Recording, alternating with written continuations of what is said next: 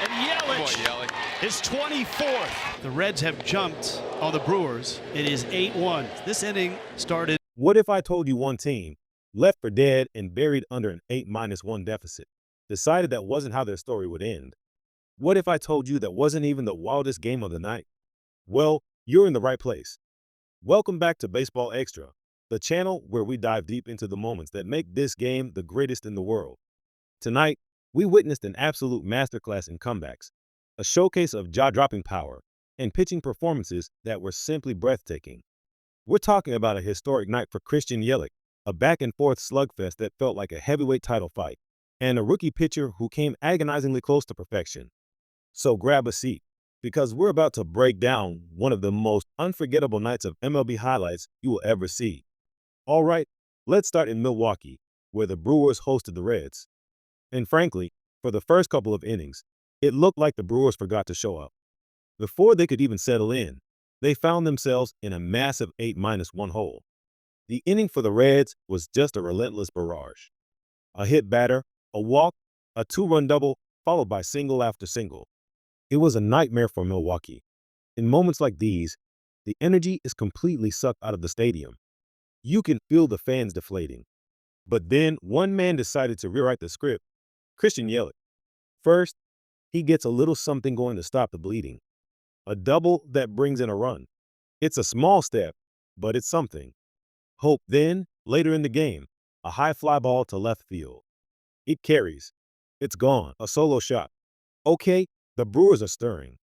But the true magic, the moment that turned the tide, came when Yelich stepped up to the plate with the game on the line. He sends a rocket down the line, and just like that, the game is tied. Yelich has driven in 4 runs. He is single-handedly dragging his team back into this contest. But he wasn't done. Oh no, not even close. His next at-bat, a towering shot to left. Gone. Have a night, Yelich. His second homer of the game, giving him 5 RBIs. He hit for the cycle of power, a single, a double, and 2 home runs. The Brewers, who were down and out trailing 8-1, completed the monumental climb to take the lead, 9-8. This wasn't just a win. This was a statement. It's a perfect example of why you never, ever give up in baseball. An absolutely legendary performance from Christian Yelich, and one of the best examples of a baseball comeback we've seen all season. Now, if you thought that was the only nail-biter of the night, you are mistaken. Let's shift our focus to the Mets and the Mariners, a game that felt like 2 boxers standing in the center of the ring, trading haymakers until someone dropped. It started with a bang. Francisco Lindor, on a payoff pitch, sends one to the opposite field. And it's out of here. A leadoff home run to tie the game early. The crowd is electric. But the Mariners had an answer, and his name is Cal Raleigh. The man known as Big Dumper lifts one to left field, second deck. That ball was annihilated. For Cal, that was his 46th home run as a catcher, putting his name in the history books for the second most homers in a single season by a major league catcher. Every swing from him right now is history in the making. But Lindor wasn't about to be outdone. He steps up again later, high in the air. Goodbye, a 2-run homer, his second of the night, to give the Mets the lead. The very next batter, Juan Soto. He swings and drives one, back-to-back. Lindor and Soto playing long ball in spectacular fashion. It was a beautiful display of power hitting. Just when the Mets seemed to have control, the Mariners roared back. An RBI double from Gino Suarez ties the game at 6 apiece.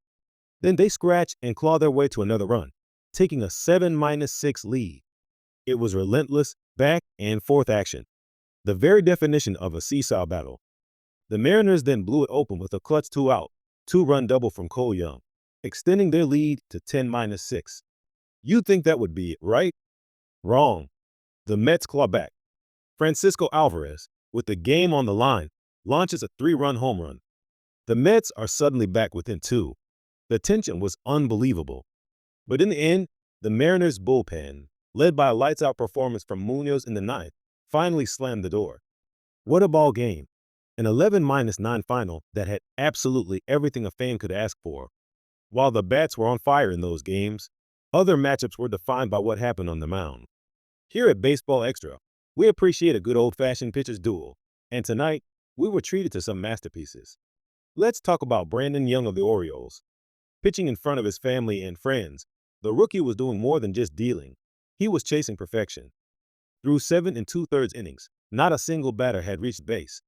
Every out, the tension mounted. You could feel the collective breath of the entire stadium being held with each pitch. The dugout was silent. History was knocking at the door.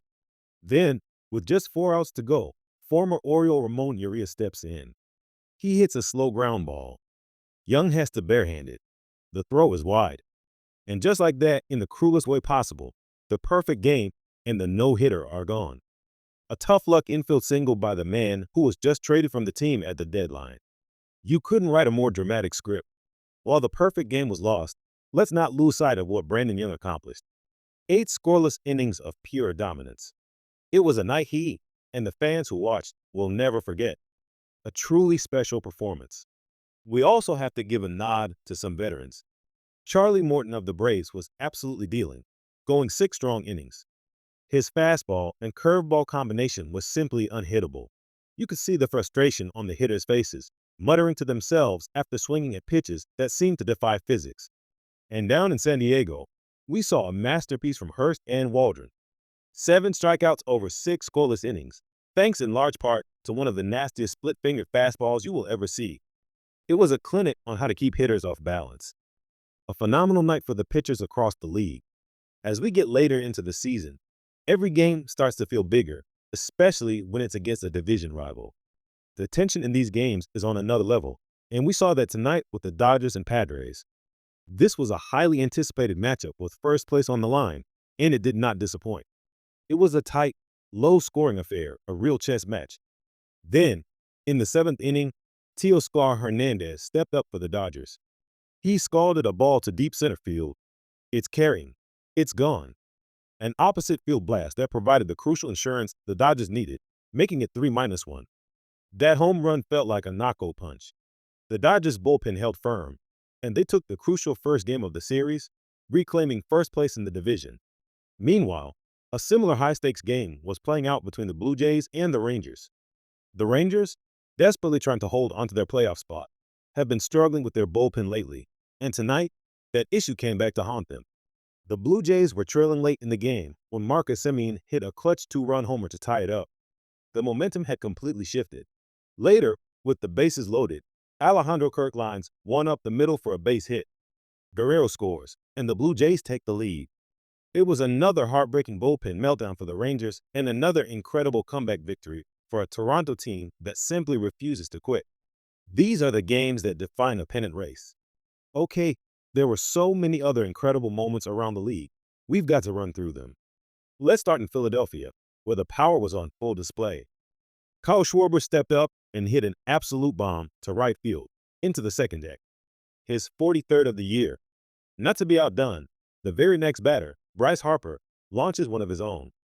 Back-to-back jacks for Schwarber and Harper, sending the home crowd into a frenzy. How about a little hometown magic in Chicago? Jack Sawinski of the Pirates, who went to high school just down the road, came up in the 9th inning and hit a go-ahead home run. What a moment for him, hitting one out in his hometown to give his team the lead. Welcome home, Jack. The Pirates also benefited from a wild play on the base pass. The Cubs' Pete Crow Armstrong looked like he had a stolen base, but he came off the bag for a split second, and the Pirates tagged him out. A huge, fortunate break that changed the inning. In Boston, we had a walk-off. The Red Sox, tied 1-1 in the bottom of the 9th with the bases loaded and nobody out, got a ground ball single to win it. Pure magic at Fenway Park, as they walk it off for the 5th time this season in their special green jerseys. Let's not forget the power display from some of the game's brightest stars. Salvador Perez of the Royals drilled his 22nd homer of the year. Zach Neto of the Angels hit an absolute laser, 109 miles per hour off the bat for his 25th home run. And the Rays' offense was a machine, with Junior Caminero hitting his 35th of the year and Willie Adames showing off some serious power. The Rays capped off their own incredible comeback with a clutch, 2-strike, go-ahead single from Yandy Diaz. Just an incredible display of timely hitting. Hugh, what a night of baseball. From the historic baseball comeback by the Brewers, fueled by Christian Yelich's legendary performance, to the back-and-forth slugfest and the dominant pitching, this was a day that reminded us why we love this sport. The drama, the power, and the sheer unpredictability are what keep us coming back for more. What was your favorite moment from tonight's action? Was it Yelich's heroic night? Brendan Young's near-perfect game? Let me know down in the comments below. I read every single one. And if you love deep dives into the best moments from around the league, make sure you hit that like button. And most importantly, subscribe to Baseball Extra so you never miss an episode. We appreciate your support more than you know. Thanks for tuning in, and we'll see you next time.